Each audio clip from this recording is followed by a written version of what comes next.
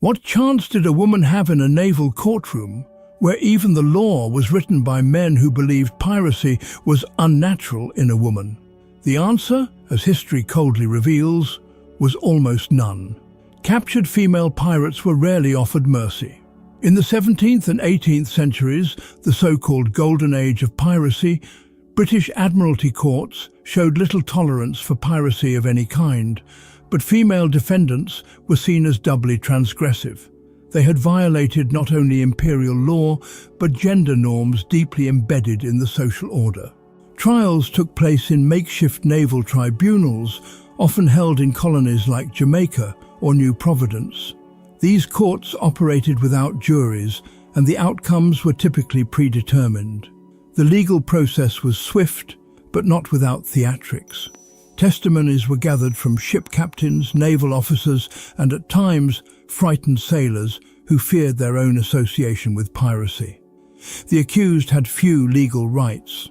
Bonny and Mary Read, two of the most notorious female pirates in history, stood trial in 1720 in Spanish Town, Jamaica.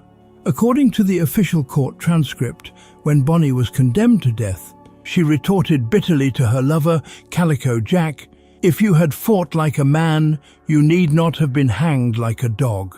Their defense? Pregnancy. Known as pleading the belly, it was one of the few legal protections afforded to women. In Bonny and Read's case, it worked, temporarily, but most female pirates did not share their luck. Many faced their verdicts in silence, knowing the court had already judged them guilty long before they ever spoke. Hanged at execution dock for piracy.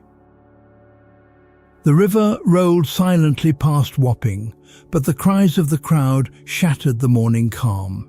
Here, at London's infamous execution dock, countless pirates, men and women, met their end, dangling from the gallows just above the murky waters of the Thames. It was here that the British Empire made a gruesome example of piracy, and female pirates, though rare, were no exception. Under British maritime law, piracy was a capital crime.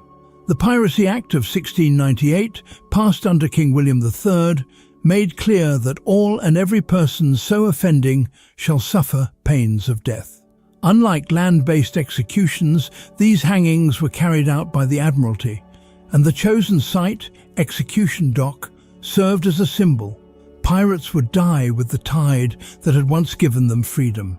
Women found guilty of piracy were sentenced with the same finality as men. The executions followed a cruel ritual. The condemned were led from Newgate Prison, paraded through London in a cart under armed guard, jeered at by crowds.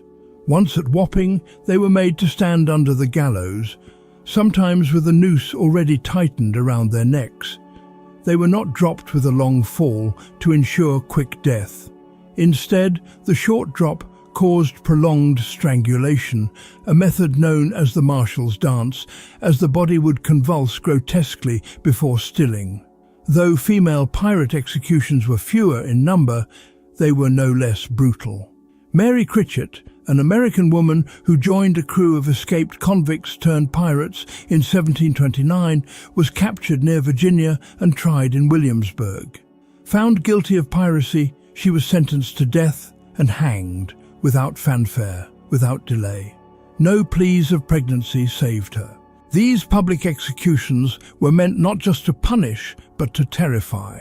The bodies of the worst offenders were left hanging until 3 tides had washed over them, a punishment called gibbeting. While this was more common for male pirates, the very threat was a message to all.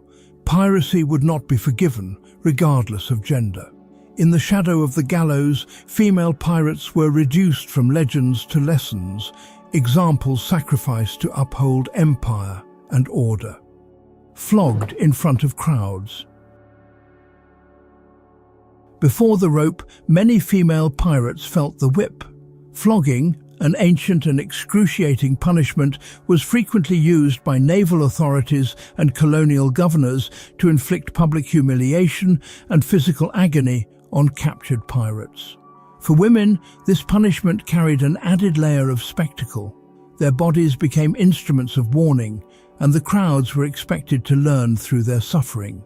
Flogging was typically administered with the cat-o'-nine-tails, a brutal whip of knotted cords capable of tearing flesh with each strike.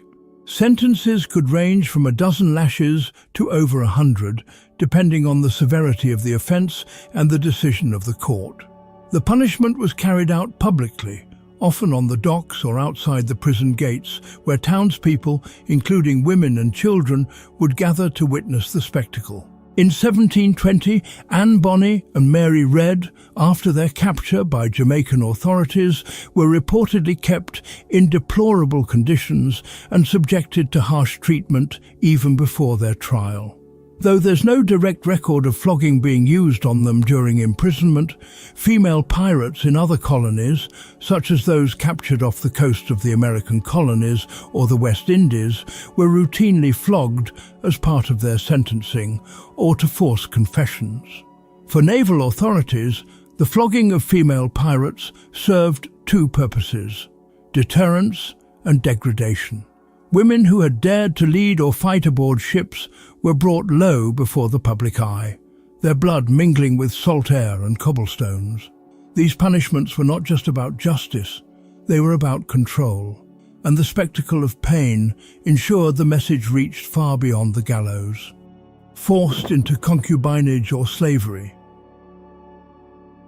Not every captured female pirate was marched to the gallows. In some cases, particularly in colonial ports of the Caribbean, West Africa, and the Americas, women were not executed, but instead forced into lives of concubinage, coerced labor, or slavery. However, direct evidence of this fate specifically for female pirates is sparse. Historians acknowledge that while piracy was a male-dominated domain, women involved in piracy could meet a wide range of ends, depending on their nationality, race, class, and the discretion of colonial authorities. In the Spanish and Portuguese colonies, where the lines between piracy, privateering, and slavery often blurred, captured women aboard pirate ships, especially those of African or indigenous descent, were sometimes sold into bondage, regardless of their status as crew members or captives. Archival records from Portobelo and Cartagena during the late 17th century describe women taken from pirate ships and processed as spoils of war. Moreover, black and mixed-race women found aboard vessels were frequently assumed to be enslaved. In such cases, they were absorbed into plantation economies or kept as domestic servants and concubines by colonial officials or merchants.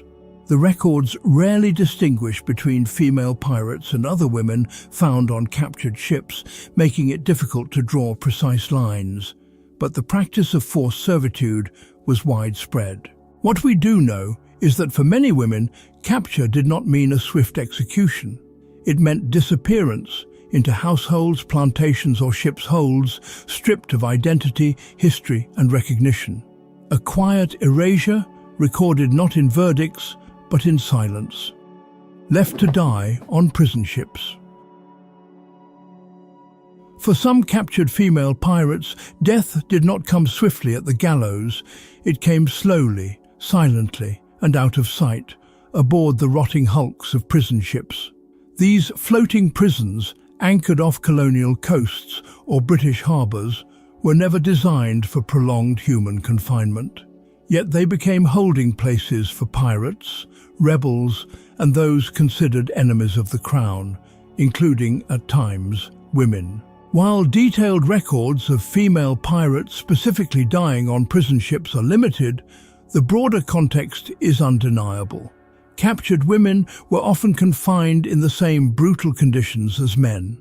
In the 18th century, as prison populations surged and land-based jails overflowed, the British Navy and colonial authorities turned to decommissioned warships.